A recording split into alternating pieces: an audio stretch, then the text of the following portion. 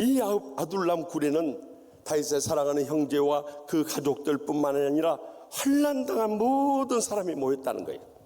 왜냐하면 그때 당시 사울왕이 영적으로 침체되니까 악령에 사로잡혀서 다윗을 시기하고 질투할 뿐만 아니라 그를 죽이려고 살해 시도까지 하게 됩니다. 또 그뿐만 아니라 다윗과 뜻을 함께하는 사람들에 대해서 온갖 핍박이 주어짐으로 인해서 환난 가운데 있던 모든 사람들이 이곳에 모여서 그들의 신앙을 불태우며 다시 한번 영적으로 일어서지 않을 수 없었다는 것입니다. 우리도 이 코로나19의 위기의 때를 살아가면 믿음으로 살려고 하면 할수록 우리의 가정이나 직장이나 세상은 말할 것도 없고 심지어 교회 안에서까지 핍박과 환난이 주어지는 것을 경험하게 돼요. 오늘날 코로나19 시대도 마찬가지죠. 우리가 하나님 앞에 성전 예배, 하나님이 가장 기뻐 받으시고 우리 모든 복의 통로인 이 성전 예배를 사수하려고 하니까요, 주위에서 들려오는 말, 심지어 목사님들까지도, 장로님, 권사님, 집사님들은 말할 것도 없고 코로나19 위험한데 그렇게 몰려서 예배 드려야 되느냐? 너희들만 예수 참 믿는 것으로 착각하지 말라. 응? 그렇게 꼭 티를 내면서 예수 믿어야 되냐? 이런 이야기들을요, 기독교 방송들 통해서 목사님의 설교를 통해서 들을 때 가슴이 먹먹해지는 것이죠. 어쩌다가 저렇게 성경을 해석하고 삶에 적용하면서 양떼들을 호도할 수 있는가? 정말 안타까운 심정이. 여러분, 이 구약의 율법의 등사본이라는 신명기서만 해도 16번이나 택하신 곳에 가서 제사를 드리라고 저렇게 강조하고 있는데도요, 그런 말씀들에 대해서 완전히 무시해주고 정부의 지침이나 세상 사람들의 말이나 믿음 없는 목사, 장로, 권사, 집사들의 말은 다 넘어가 버리면은 우리가 뭐 하려고 예수 믿습니까? 뭐 하려고 하나님 말씀 듣습니까? 여러분, 세상 사람들 말 다 따라갈 것 같으면 정말 안타까운 그 말 길이 없어요. 그러나 우리 치유하는 교회만은 적어도 하나님 말씀대로 우리가 하나님 앞에 예배드리면 하나님 기쁘시게 해드리자고 그렇게 함으로 인했어요. 제가 지난 특별 새벽기도 때도 간증했습니다만 우리 온 교회가 얼마나 믿음의 복을 받고요, 10개 TV 회사에서 와서 우리를 방영해 주는데 우리 치유하는 교회 유명해져 버린 거예요. 그뿐만이 아니에요. 저는 개인적으로요, 사실 제가 저 내세우려고 목회하겠습니까? 그러나 맡겨진 사명 충성만 다하며 성전 예배 사수해 왔더니 하나님께서 작년에 신학박사 명예로도 주고 또 국민일보사에서 올해의 목회자 상도 주고 국민일보 대표회장 되라 하고 또 우리 이성희 정경총회장님 이사장님으로 계셨던 손양호 목사 정신문화계승 사업회에서 이사장으로까지 선교신앙 이어가라고 이사장 세워주고 또 금년에 총회 부흥전도단 단장으로도 세워주고 세계적으로 유명한 치유상담연구원 총장까지 해버렸다. 이렇게 복을 받아버려요. 여러분, 우리가 하나님 말씀대로 살면 어떤 환난도 이겨낼 수 있는 힘이 주님으로부터 오게 되는 것입니다. 주님으로부터 그 복을 누리게 되는 것입니다. 주님으로부터 그 힘을 얻게 되는 것입니다. 그래서 시편 46편 1절에 3절에 하나님은 우리의 피난처시요 힘이시니 환난 중에 만날 큰 도움이시라. 그러므로 땅이 변하든지 산이 흔들려 바다 가운데 빠지든지 바닷물이 솟고 뛰놀듯이 그것이 넘침으로 산이 흔들릴지라도 우리는 두려워하지 아니하리로다. 분명히 증가하고 있지 않습니까? 그러므로 여러분들, 어떤 환난을 당해도 우리의 영적 아둘람굴인 성전으로 달려올 수 있길 바랍니다. 하나님을 새롭게 만날 수 있길 바랍니다. 하나님 앞에 엎드려서 깨어지고 부서지고 죽어질 수 있길 바랍니다.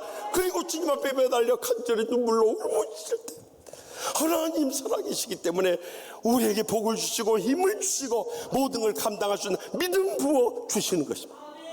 이렇게 우리가 모일 때 더 의미가 깊은 것은 히브리서 10장 23절에서 25절에 또 약속하신 이는 미쁘시니 우리가 믿는 도리의 소망을 움직이지 말며 굳게 잡고 서로 돌아봐 사랑과 선행을 격려하며 모이기를 피하는 어떤 사람들의 습관과 차지 말고 오직 그날이 가까움을 볼수록 더욱 그리하자. 분명히 증가하자. 여기에 보면은 믿음, 소망, 사랑, 우리가 항상 있어야 할 이 세 가지를 가지고 우리가 하나 되어서 주님 오실 날이 가까울수록 많은 목사, 장로, 권사, 집사들이 교회를 떠나고 교회 안 모여도 되고 성경에도 없는 온라인 예배 본다고 하고 있을 때도 우리는 하나님의 명령을 따라 힘써 모일 수 있길 바랍니다. 그리할 때 하나님께서 이 환난을 다 이겨낼 수 있는 힘을 주시고 복을 주시고 우리를 귀하게 쓰시고 크게 영광 얻으실 줄 믿으시기 바랍니다.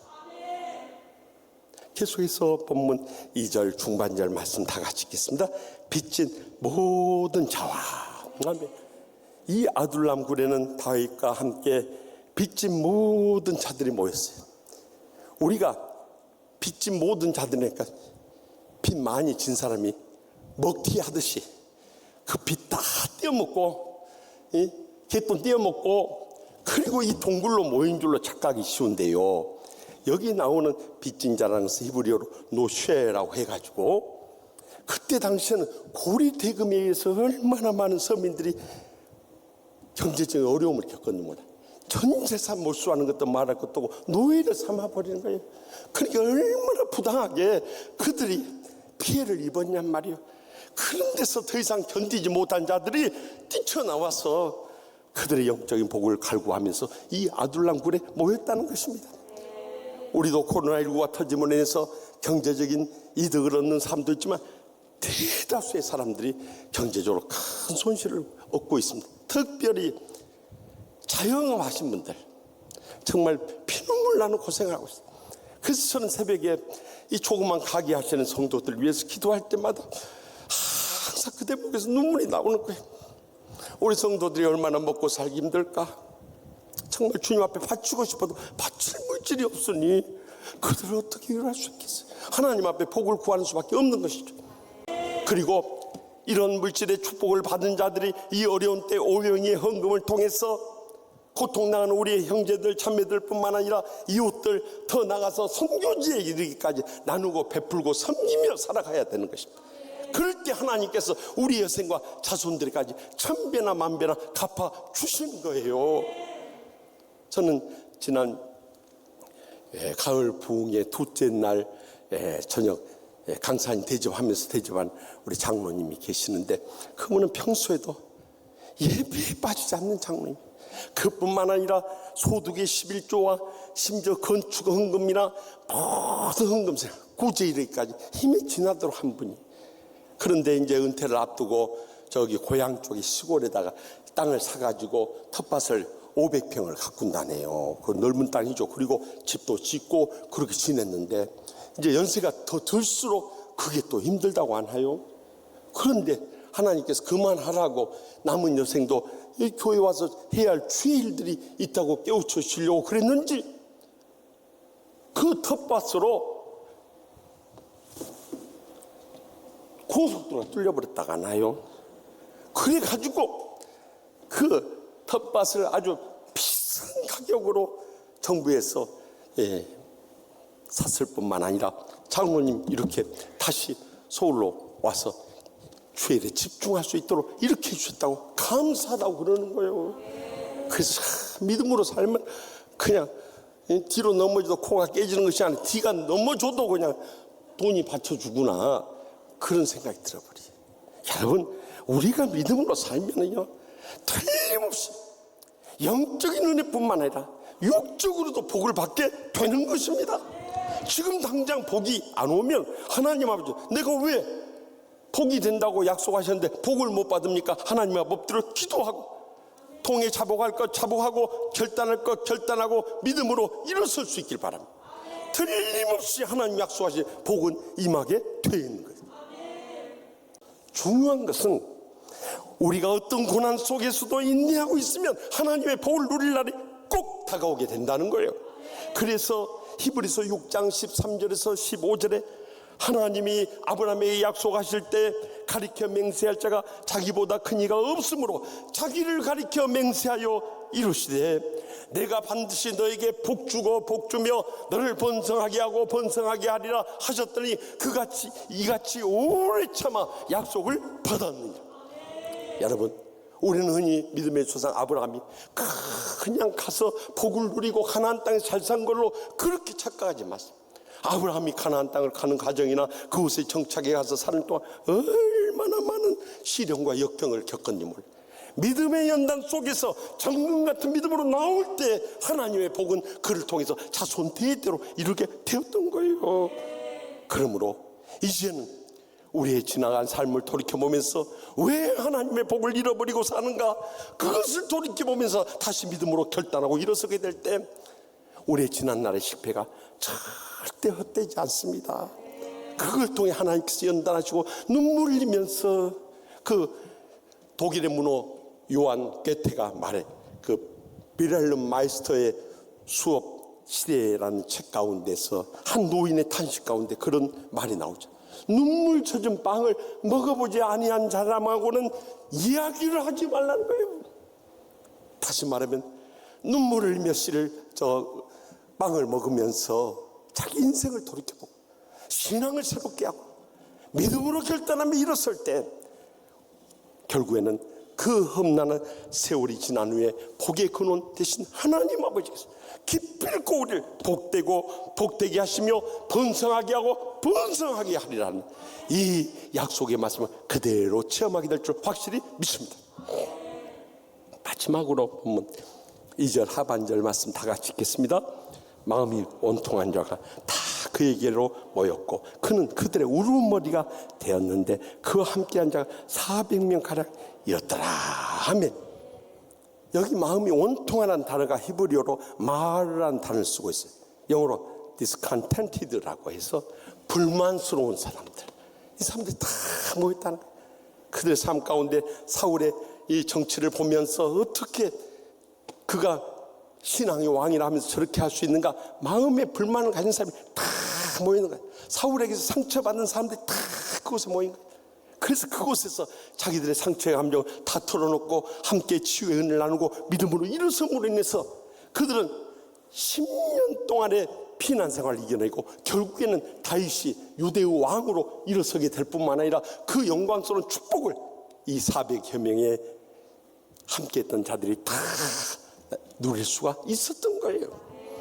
우리도 신앙생활 할 때 억울하고 원통하고 불만스러운 일들이 얼마나 많이 있습니까? 그 근본적인 이유가 어디 있는지 아십니까? 지난날 우리가 마음의 상처를 받고 치유를 못 받은 그 불만이 마음속에 가득 남아있게 되는 것입니다. 가정에서나 직장에서나 세상에서나 교회에서나 다 마찬가지예요. 특별히 어린 시절 부모님으로부터 받았던 그 상처의 아픔들이 치유되고 회복되지 않으면 우리의 성격이나 행동이나 신앙까지 전부 다 결정해버린 거예요. 그래서 치유를 받지 못한 사람일수록 살아가면서 더 많은 상처를 받아버려요. 왜냐하면 치유받지 못한 상처가 있으면요, 스치기만 해도 거기 상처의 아픔이 느껴지듯이 계속 상처를 느끼는, 평생도록 상처의 고통과 불행에서 헤어나오지 못하는 것이에요. 그러니 이보다 불행하고 안타까운 인생이 어디 있냐 이 말이요. 우리의 지난날 상처가 치유되지 않으면요, 그 마음의 불행과 고통을 말할 것도 없고 정신 질환까지 걸렸어요. 정말 완전히 파멸되는 삶을 살아갈 수밖에 없는 거예요. 그런데 우리 교인들 가운데서 보면 상처가 치유되지 않으니까 어떤 원수도 사랑하지 못해요. 어떤 환경도 감사하지 못해요. 어떤 신앙의 말씀도 아멘으로 못 받아들이고요. 다 아멘 하는데도 자신은 아멘 못한 걸. 왜냐하면 마음이 다쳤기 때문에. 그러니까 말씀이 역사하지 못하고 삶의 변화가 일어나지 못하니까 평생 예수 믿으면서 목사, 장로, 권사, 집사 돼도 옛날의 삶 그대로 살아가는 거예요. 무엇보다도 여러분의 아내들이 여러분을 어떻게 봅니까? 우습게 생각해버려요. 여러분의 자식들도 그렇게 변화되지 않는 삶을 살아갈 때 인정 안 하는 거예요. 아무도 인정 안 해요. 그런 불행과 고통 속에서 왜 평생 살아야 되냐 이 말이에요. 그래서 저는 미국에서 상담 치유학을 공부한 이유 중에 하나가 내 자신이 치유되고 회복되다는 것이 첫 번째 원인이었지만, 두 번째는 어떻게 하면 우리 교인들 그렇게 변화가 안 일어나고 불행과 고통에서 지옥같이 살아가는 목사, 장로, 권사, 집사들을 치유할 수 있을 것인가. 이것이 저의 유학의 궁극적인 목적이었어요. 그래서 가서 많은 치유의 이론과 실제도 배웠지만, 목회를 하면서 성경을 읽는 가운데 우리 치유 목회의 근간이 있는 너무나 소중한 말씀을 발견하게 돼요. 그것이 바로 로마서 12장 15절 말씀입니다. 즐거워하는 자들과 함께 즐거워하고 우는 자들과 함께 우울하는 거예요. 저는 이 말씀을 읽을 때 정광석화 같은 성령님의 치유의 은혜가 임하는 것을 느낄 수가 있었어요. 그것은 여기에 치유의 두 가지 자원이 담겨 있는 거예요. 아무도 발견하지 못한 이 두 가지 소중한 자원. 그것의 첫 번째는 즐거워하는가 함께 즐거워하는 이 웃음이 치유의 자원이다. 웃음을 통해서 다쳤던 마음을 탁 터뜨리는, 한 번에 안 될지라도 약수도 목회를 하면서 계속 매 예배 때마다, 매 설교 때마다, 매 치유 때마다 터뜨리는 거예요. 그리고 마음을 열게 한 다음에 눈물의 이야기를 통해서 그 쌓였던 감정을 싹 씻어준 거예요. 씻어준 거예요. 그랬더니 그 치유가 일어나더라 이거예요. 그래서 치유되고 변할 때까지 제가 시카고 한연합장로교회를 5년 4개월 목회했어요. 3년 되니까 크 치유되고 변화가 일어나서 교회가 화평하게 뜨겁게 부흥할 수 있었어요. 제가 치유하는 교회 와서 계속해서 강단에서 웃음과 눈물로 치유하는 가운데, 우리 치유하는 게 10년 걸렸대. 10년. 힘들었어요. 그러나 이 일을 계속하지 않을 수 없었어요. 치유되고 나니까 그들에게서 웃음과 눈물이 회복되는 거예요. 이제 지금은 저기 전라남도 고흥으로 귀농하게 된 차성준 안수집사, 오래된 교인들 아실 거예요. 그분이 처음 우리 교회 왔는데 구성전 위층에 앉아서 이렇게 설교를 듣더라고요. 부인 권사님 교회 와서 신앙이 없으니 치유를 못 받습니다. 근데 언제부턴가 팔이 풀리고 이렇게 머리가 숙여지더라고요. 그러더니 언제부턴가 눈물을 닦기 시작하는 거예요. 그러더니 치유동산에 가서 지금까지 마음에 두었던 원수들 다 용서하고 변화되어가지고 그 다음부터는 주체할 수 없는 눈물이 흘러 쏟아지는 거예요. 나중에 저를 찾아와서 그래, 목사님 제가요 큰일 났어요. 목사님 설교 들을 때마다 매주마다 오는데 눈물을 주체할 수 없어요. 제 눈이 고장난 수도꼭지가 돼버렸어요. 어떻게 하면 좋아요? 그래서 내가 그 집사님께 그랬어요. 이제 집사님 치유받은 겁니다. 저도 정말 이 치유의 은혜를 체험하기 전에는 정말 상처의 아픔 가운데 어두운 우울증 환자처럼 살았습니다. 저희 과거를 아는 분들, 여러분 모르니까 모르실 거예요. 저희 과거를 아는 분은 고등학교 때 같은 교회 다녔던 저희 집사람하고 서윤 권사님한테 물어보면 제가 어떤 사람인가 알아요. 여학생들이 모여서 그랬답니다. 의식이는 인물도 좋고 공부도 잘하는 애가 어떻게 저렇게 말이 없다냐? 저 말 못하는 이 청각 장애인 아니야? 이랬답니다. 제가 요즘 얼마나 말 잘해요. 제가 20살 때 죽음의 병에서 주님을 만나고 그동안 제 마음에 상처받던 거 다 내놓고 또 주님으로부터 용서받고 그리고 제 삶이 변화되면서 밝아지기 시작을 했어요. 그래 웃음과 눈물이 그때부터 시작된 거예요. 그리고 이제는 우리 치유하는 교회뿐만 아니라 총회나 또 한국교회나 이민교회나 세계 선교지가 어느 곳에 가든지 이 치유의 복음을 증거하는 자로 변화가 되어버린 거예요. 우리가 지난날 상처가 치유되지 않으면 어떤 웃음도 눈물도 함께 나눌 수가 없습니다. 그런데 내 자신의 감정을 다 쏟아놓고 어떤 원수라도 용서하고 치유받고 나니까 날마다 이 웃음과 눈물의 감격 속에 천국의 축복과 행복의 감격을 일생도록 누리게 된 줄 믿으시기 바랍니다. 여러분 이제는 우리의 영적 아둘람 굴인 주님 품으로 돌아가야 돼요. 그리고 우리가 치유되고 회복돼야 돼요. 우리의 삶에 고난이 없는 인생은 없습니다. 영적인 환난도 당하고 경제적인 어려움도 겪고 마음의 깊은 상처에 불행과 고통이 있다 할지라도 이제는 우리의 영적인 아들 나온 굴인 치유하는 교회에 다 모이게 되면 우리가 영육간에 치유되고 최후의 승리 거두면서 감격의 영광을 돌릴 그날이 꼭 다가오게 될 줄 확실히 믿습니다.